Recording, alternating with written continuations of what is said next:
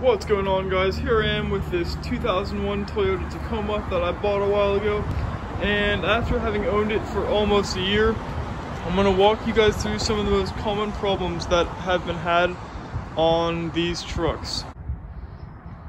So what I use is the Haynes teardown service manual. They basically took a 4Runner, a Tacoma, and a T100 and tore them down to the frames and then put them back together again. So if you ever need to fix anything on these trucks and you don't want to take it to a shop because they're cheap like me, that's a great option. So I'll have one linked down below in the description. They're about 16 bucks and they'll save you thousands of dollars in repairs if you're willing to put in a little bit of effort. So absolutely the #1 problem would be rust. Luckily I don't live somewhere where they salt the roads, but if you do, do not buy one of these trucks. So as you can see, my frame is pretty rust free, but normally right under the front leaf spring mounts is a big spot. The reason for this is because it's a fully boxed frame.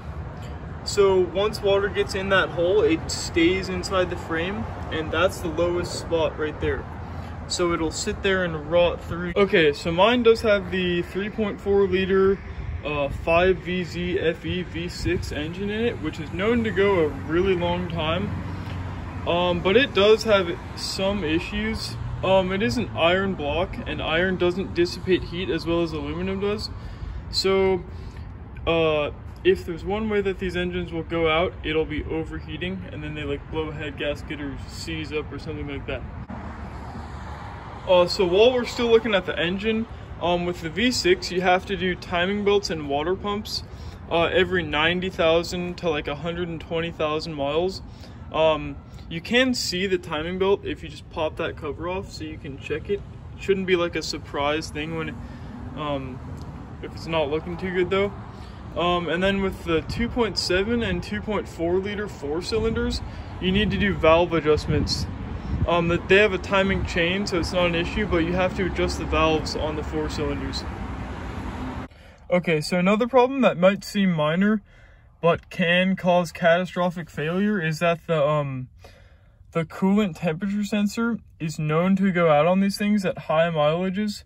So mine still works, but I've heard from a lot of places that these things are ridiculously inaccurate and they just go out sometimes. So they say you can tow 3,500 pounds off of the bumper hitch, but I would not advise you to try that. I back into like a car, like barely tapped it, and it just dented the thing already. And they're made out of fairly thin steel, so I would not do that. But I don't think it's very hard to just get an aftermarket hitch. You can buy them with the hitch receiver already installed, but mine just doesn't have that option. Alright guys, so another problem that people have is the lower ball joints. A lot of issues with those. There's actually a recall put out a while ago for 1996 to 2004 Tacomas. I know at least the Prerunner and 4x4 models, and they were replacing the lower ball joints for free. So if that still applies, I don't really know, but if that still applies, I'd go get that done as soon as possible. The steering is known to be like the weak link on these trucks, so if you're debating where to spend your money, if you're building like a 4x4 or off-road rig, steering's definitely up there on the list. Okay, and then to combat the steering issues, I've heard of a lot of people, especially if you're going with a little bit wider stance, I've heard you can swap the T100 steering, which is a lot beefier, onto a Tacoma. So that might be an option. I'm not totally sure, but I've heard of a lot of people doing that if you're willing to put in some elbow grease. Alright guys, so all in all, these trucks don't really have many problems. They're known to go 300,000 or 400,000 miles without any major issues if you don't let it rust and you change oil and do all your maintenance.